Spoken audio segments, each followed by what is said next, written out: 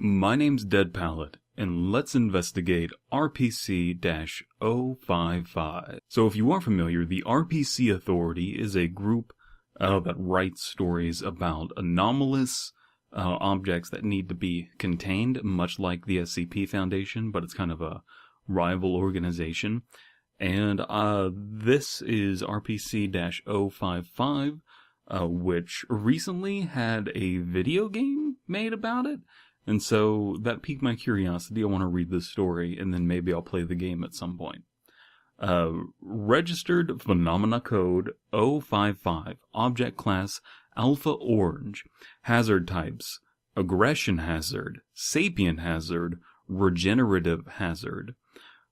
Containment Protocols, on-site authority personnel are to stand by an observation post LS-118 located east from RPC-055 to monitor any possible intrusion. In case of an intrusion, passive EG-2 INAN glyph emitter stationed in entrance of basement B are to be activated by approval of at least level 2 or higher. Implementation of false memories into intruding subjects may be initiated by the approval of on-site head researcher. So what we have so far is a picture of what looks to be a mosque of some sort, and there is some sort of aggression hazard, so possible violence. Regenerative, so it regenerates in some way, but sapient, so it has some sort of consciousness. It has the ability to perceive its surroundings. This picture was taken in 2006. So I guess this from what I've seen is supposed to be kind of a investigative entry. If you look at a lot of anomalous entry sort of things, some of them fall into the category of object in the very strictest sense, of like an object that you place on a desk. Some are things that need to be are humans, humanoids, animals, those kinds of things. And then there are the ones that are kind of designed around the concept of found footage, and this seems to be one of those, where I think that this entry is just a way to ground a found footage story. So let's press on and see what else this has going on.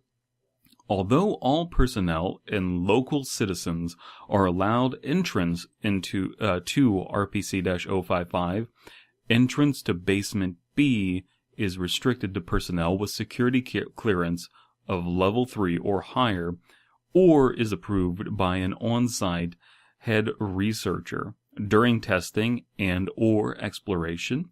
Admitted subject is to be equipped with one wireless camera, one 500 lumen flashlight with 5 hours of battery life, one standard issue authority ration, a tracking beacon, and a crowbar, and then this is crossed out, like barred out, and a Beretta 92FS pistol with 2 spare magazines as a precaution.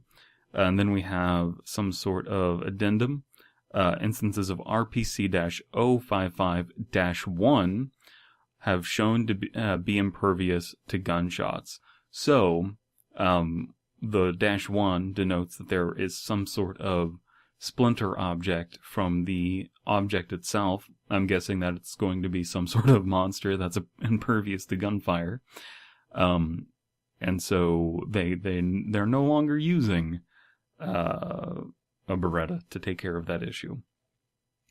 In the case of containment breach, station RPC-055-1 recontainment team is to be deployed to the site in no less than 2 minutes after the initial call. Immediate usage of mass aerosol Class A amnestics after the breach is authorized regardless of chain of command available. All pictures or information of RPC-055-1 may be spread on the mass media, are to be expunged by MST X-ray 6 nullifiers. So these stories often have to have these giant memory wiping capabilities, because if they don't, then, the secretiveness is just going to get out. That's kind of the issue with a lot of these conspiracy stories. And all of these anomalous object stories, whether it's RPC Foundation or SCP, has a heavy reliance on amnestics simply because conspiracies are hard to keep. And I think that if you want a real conspiracy story to be successful and believable, and believability might not be the goal here, but that's always the goal in my mind, then you're going to need to think of why people wouldn't be able to find out about this. So there is MST X-ray 6 nullifiers, which I guess are some sort of media wipeout kind of thing, like the neuralizer or whatever it is from Men in Black, and they just put it on the TV to make people forget. It is interesting that people can enter what I'm assuming is a mosque. They just can't enter basement B. So let's actually get into the description, which is where things really start to open up for these kinds of stories, entries, whatever you want to call them. Description: RPC-055 is a former Dutch East Indies Railway Company headquarters located in Semarang, Central Java, Indonesia, first built in 1904. RPC-055 is named by the locals as Luang Suwu, literally 1,000 doors, due to its numerous doors and arches? Yeah, arches. Oh my god. Although the numbers of windows available is palpable, 600 windows. The exact number of doors is undetermined due to its large, uncharted underground structure. As of June 2018, a number of doors and arches discovered. The number of doors and arches discovered is 1,467. So 1,467. So this seems to be some sort of, not necessarily impossible space, non-Euclidean space or something like that. I think it's more likely that it's just a giant structure that's very labyrinthian. The fact that this is in Indonesia is lending credence to the idea that it might be a mosque, or is inspired by that kind of Middle Eastern Islamic design. The complete complex of RPC-055 consists of several buildings, 2 main buildings designated as Building A and B, and 2 smaller buildings designated as C and D. Building A was built in 1904, along with Buildings C and D, followed by Building B in 1916. So that's where our action is supposed to be happening for this century. And that one was built significantly later. Early blueprints indicate that the basement structure spans through the entire complex of RPC-055. However, the newer blueprints recovered by D-08091-002 indicate a larger underground structure that ultimately leads to the nearby redacted high school. Some segments of the basement complex are partially flooded to cool the building through evaporation. However, during the Japanese occupation of Indonesia in 1942, the basement of RPC-055 was drained and repurposed as a prison. Hence, many human remains and dried bloodstains on the walls were found. That's a little clunky. Dried bloodstains on the walls were found. Should be, hence many human remains and dried bloodstains were found on the walls. So I wonder if this is supposed to be some sort of haunting from the Japanese occupation of Japan. The Japanese occupation of Japan. The Japanese occupation of Indonesia, or what. But I suppose we'll find out.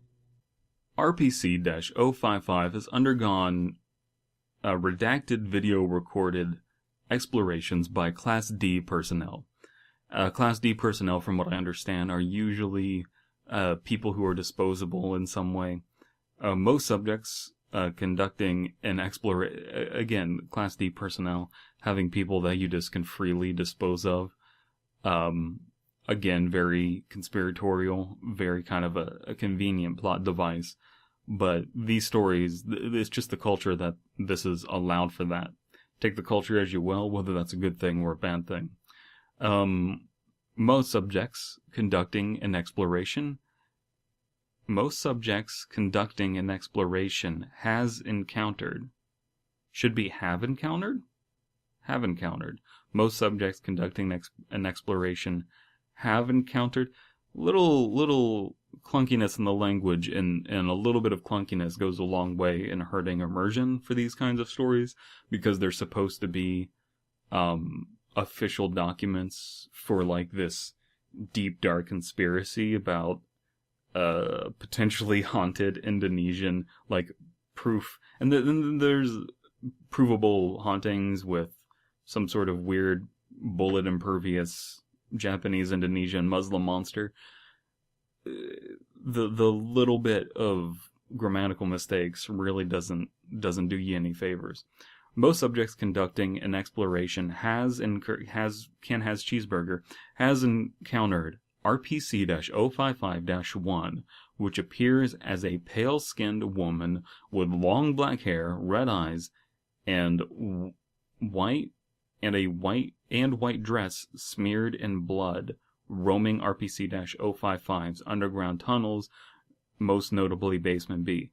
A little more clunkiness with the language there. This is supposed to be the important thing. This is where we're actually learning what the monster is, and it's essentially every Japanese and Indonesian monster in existence. Woman, pale skin, long black hair, red eyes. Nothing too specific here. I was hoping for something a little weirder, personally. And a white dress smeared in blood, roaming RPC's underground tunnels, most notably Basement B.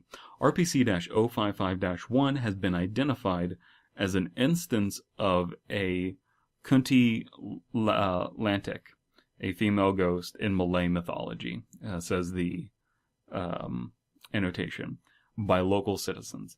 So again, just kind of confirming what I was saying, a very kind of generic Malaysian ghost.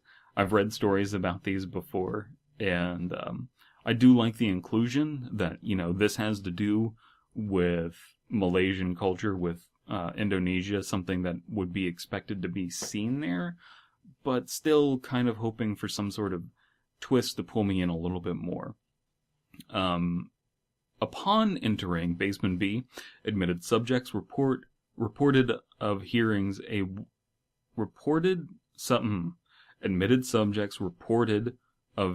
a womanly voice singing, originating from deep inside the tunnels. The singing has been identified by the local folk chant, Lingxi Wengji. And then we have an annotation here, believed to be used to summon spirits. Okay, so they're hearing folk chanting that's designed to elicit spirits. So is the spirit summoning itself? I think that's what they're saying? I don't know. Here we have addendum exploration logs. So this is from one of the subjects who discovered it, D-08091-002. Okay, so previously already mentioned here. Excuse me, supervisor, on-site head researcher redacted, forwarded, the subject is a 39-year-old Caucasian male with a background of staff sergeant in the U.S. Marines, convicted of various crimes. Subject is equipped with a shoulder-mounted wireless camera, one 500 lumen flashlight with 5 hours of battery life, 1 standard issue Authority ration, 1 tracking beam, 1 crowbar, and 1 Beretta. Begin log. Head researcher. Used for cooling the building. Any more questions? Subject. What is in there, if I may ask? Researcher. We don't know exactly, that's why we're sending you in. Subject. Alright, fair enough. Head researcher. Good. Enter the basement. Subject turns the handle on the reinforced steel door, enters the basement, and closes the door behind him. Subject. Is anyone supposed to be down here with me? Researcher. No, why? Subject. I hear singing. Subject. I hear singing. Researcher. Can you describe the singing? Subject. It's feminine, sounds like the local language. Maybe the winds, though? I'm not sure. Researcher. Please proceed. Subject proceeds to walk 80 paces towards the end of the tunnel. There, when right on the T-junction, walks 20 paces and finds a room on the right-hand side of Subject's direction. Subject. I found the room. Do you want me to go in? Researcher. Please do. Subject. Okay, I see tables, stacks of boxes, a table lamp. Subject attempts to activate the lamp. It doesn't work. Subject walks towards the table located at the far end of the room and shines a flashlight on the table. Looks like a blueprint. Head researcher. Can you move closer to the table? Subject moves closer to the table and leans right shoulder in. Subject. I think it's a blueprint for the tunnels. There's a big room just around the corner labeled Martel Kamer. What does that mean? Okay, so they're hearing that I'm wondering if this is written in English or not, or whether it's written in whatever the Indonesian language is. Subject. All right. Subject picks up the blueprint and reveals a series of redacted pictures. Jesus Christ! Expletive. Researcher. What happened? Subject camera faces towards the wall on the left-hand side of the table. Subject. 2 disturbing pictures. Researcher, forget the pictures and head towards the Martel Kamer. Subject. Yeah, whatever. Subject rolls up the blueprints and lodges it between his trouser waist. Subject exits the room and walks 15 paces towards the end of the initial hall and turns left. Subject. Yeah, that's definitely singing. Subject walks 50 paces and finds a closed wooden door labeled Martel Kamer. Subject. Found it. Going in. Subject opens the door to the room and notices a silhouette at the end of the room. Readies his pistol and pulls the hammer. Subject. Hello? Researcher. What do you see? What do you see? Subject. Aimed at the silhouette. Researcher. God damn it. Holster your weapon. Silhouette turns to reveal 2 glowing eyes partially obstructed by its long black hair. Subject fires 5 shots before running to the exit while yelling expletives.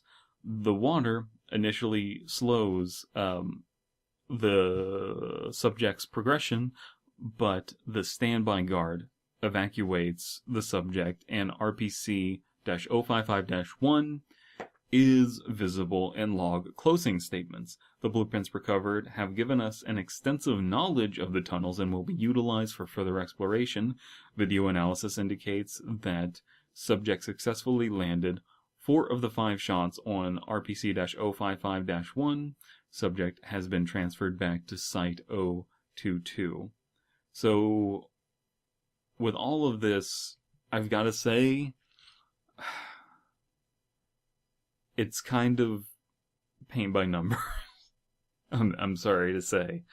And the fact that this has a game associated with it, a little indie game associated with it, I'm happy to see that something like that can be produced. And I'm, interested to see things like that in the future, but honestly, there's just not a whole lot going on here. he sees a monster, a very generic monster that we've seen time in memoriam, and the end result is he shoots at it and it doesn't affect it. Like,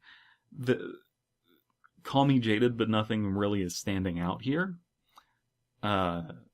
Maybe that's just my cynicism. So now we're going to read the second exploration log. This one has a different subject than before. Supervisor on site, head researcher, redacted. Forward. Subject is a 25-year-old Hispanic female with a background of armed robbery and redacted counts of murder. Subject is equipped with a shoulder-mounted wireless camera, blah blah blah, all of that stuff from before. Still has a Beretta with 2 spare magazines, 1 backpack, and a PDA displaying the waypoint to the marked room designated Archivement, which is the archive room. Subject is tasked to gather information from the archive room. Begin log. Head researcher, all systems checked out, enter the basement. Subject, oh, what was that? Researcher, RPC-055-1, you won't encounter it. Subject, I don't think I should go in. Researcher, enter the basement or you will be terminated. Great options. After several minutes of negotiation, subject proceeds to the basement. Subject traverses the tunnels for a total of 14 minutes without event. Subject reaches the exterior of the archive room. Subject, okay, I'm here, sir. What am I looking for? Researcher, anything really. Report back if you find something interesting. Subject, okay. Subject opens the door and reveals several stacks of boxes. Subject proceeds to approach the desk at the right-hand side. Researcher, what do you see? Subject, it looks like a map. I don't know what for. Researcher, anything special about it? Subject, there's a Sporeweg written on top of the map. There's the Sporeweg written on top of the map? Do they mean to say, like, the word Sporeweg is written on top of the map? Head researcher, okay, take the map with you. Subject, all right. Subject rolls the map up and puts it into her backpack. Researcher, now search the boxes. Subject, I found guns, old guns like what they have in the war movies. Do you want me to take it? Researcher, no, leave them, search elsewhere. Subject, okay, sir. Subject turns to her right and sees RPC-055-1. Subject, sir, who is that? Researcher, alright, calm down and exit the room slowly. Ready your weapon. Subject whimpers as she traverses back to the entrance while aiming her issued pistol ahead of her. RPC-055-1 appears to the right of subject, turns a corner. A scream from subject is heard before losing communication. Researcher, subject, redacted, are you there? Feed from the subject's shoulder-mounted camera cuts off at 5-44. 5:44. I don't know why I'm having trouble saying that. In log. Closing statement. Analysis of the footage reveals that either RPC-055-1 exhibits a rapid regeneration or is impervious to gunshots. Further exploration won't need a weapon to be issued to the admitted Class D personnel. So here we actually have footage from it. It is a short, just 4-second clip that I'll show you.